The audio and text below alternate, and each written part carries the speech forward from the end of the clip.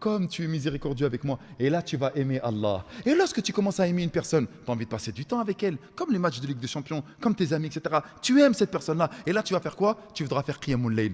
Tu voudras adorer Allah. Mais Allah, il t'envoie un message. C'est le Coran.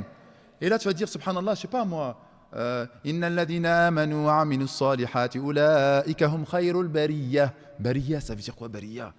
Mais c'est le message de mon Seigneur, celui que j'aime, celui qui m'a donné, etc. Et j'ai envie de comprendre c'est quoi bariyah. C'est comme si tu avais une femme, mashallah, tabarakallah, que tu connais, elle était de très très loin, mais elle a un langage que tu ne comprends pas. Et elle t'envoie des lettres, mais tu l'aimes trop, tu es fou amoureux d'elle. Elle t'envoie des lettres et toi tu ne comprends pas ces lettres-là. Qu'est-ce que tu vas faire?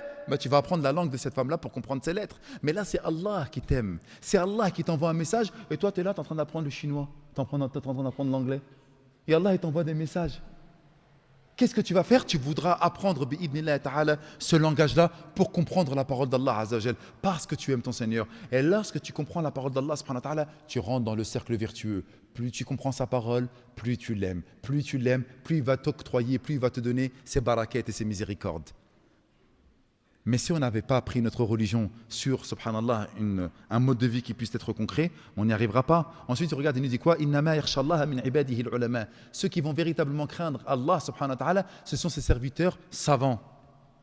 Tout à l'heure, on a cité le verset Qad aflaha al-mu'minun alladhina hum fi salatihim khashi'un. Ceux qui sont recueillis dans leur prière. Et pour pouvoir être recueilli dans ta prière, tu as besoin de ilm. Innama yakhshallah. Ceux qui vont véritablement craindre Allah, ceux qui vont véritablement conscientiser Allah, ceux qui vont prendre, subhanallah, conscience de la présence d'Allah, c'est les serviteurs ulama, ceux qui sont montés dans les strates du savoir, ceux qui comprennent. Les gars, je ne suis pas en train de vous dire que là, il faut devenir des savants, qu'il faut apprendre Bukhari ou Muslim par cœur, etc. Je vous demande juste de faire le béaba. Un minimum. Vous ne pouvez pas continuer comme ça, les gars. Vous êtes des musulmans, vous êtes venus assis à la mosquée, etc.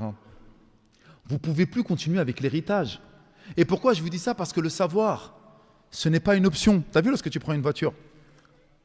Lorsque tu achètes une voiture, tu l'achètes pour qu'elle t'emmène à un point A, à un point B. D'ailleurs, les jeunes, à l'époque, moi, ma première voiture, c'était une Ford Escort 1,6 litre 6D.